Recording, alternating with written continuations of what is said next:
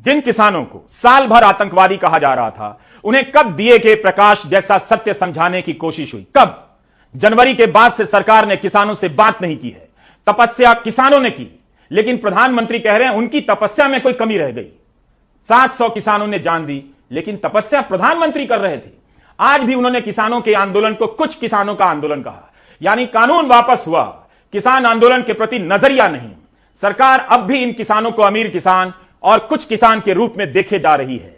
यह थी सरकार की तपस्या, किसानों के खिलाफ किसान सम्मेलन के जरिए अपना किसान खड़ा करने की तपस्या, यह साबित करने की कि किसानों के आंदोलन में कुछ किसान हैं, अमीर किसान हैं। सरकार ने किसान आंदोलन के खिलाफ भयंकर प्रचार युद्ध छेड़ा था। राज्यसभा में कांग्रेस सांसद नासिर हुसैन, राजमणि पटेल के सवाल के जवाब में कृषि मंत्री नरेंद्र सिंह तोमर ने कहा था कि सितंबर 2020 से जनवरी 2021 तक केवल 5 महीने में 7.25 करोड़ से अधिक की राशि खर्च की गई कृषि कानूनों से जुड़े भ्रामक बातों के प्रचार को खत्म करने के लिए।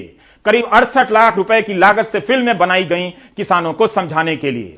अगर प्रधानमंत्री किसानों के लिए तपस्या कर रहे होते तो सर फोड़ने वाले वीडियो के बाद हरियाणा की सरकार उस अफसर के बचाव में नहीं आती और जिसके खिलाफ कार्रवाई के लिए किसानों को आंदोलन पर नहीं उतरना पड़ता। अगर प्रधानमंत्री तपस्या कर रहे होते तो अजय मिश्रा आज मंत्री नहीं होते। शायद तपस्या में इस बात की कमी रह गई होगी कि कीलें कम बिछाई गईं, सर कम फोड़े गए, किसानों पर जीपें कम चलाई गईं। अगर बात तपस्या और नीयत की होती तो यह बात किसानों को बुलाकर भी कही जा सकती थी, लेकिन प्रधानमंत्री ने इसका ऐलान भी एक तरफा तरीके से किया, अचानक किया। जिस तरीके से अध्यादेश के जरिए यह कानून लाया गया था, अचानक लाया गया था। किसानों को पता है कि यूपी का चुनाव है, इसलिए वापस हुआ है, ताकि उनके बीच बीजेपी के नेता जा सकें। शायद इसलिए किसानों ने तुरंत आंदोलन के खत्म होने का ऐलान नहीं किया। वे कह रहे हैं कि कानून वापस लेना एक मांग है, उनकी दूसरी मांगे भी बड़ी हैं, जैसे एमएसपी की गारंटी देना, बिजली संशोधन विधेयक को वापस लेना।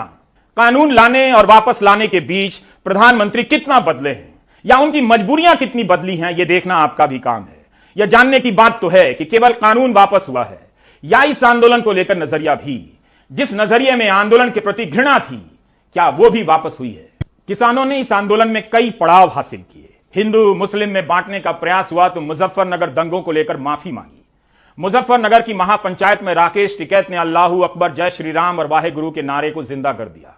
उसी मैदान और मंच से पश्चिम यूपी में हिंदू मुस्लिम नफरत की आग फैलाई गई थी और उसी मंच से उस आग पर पानी डालने की कोशिश हुई।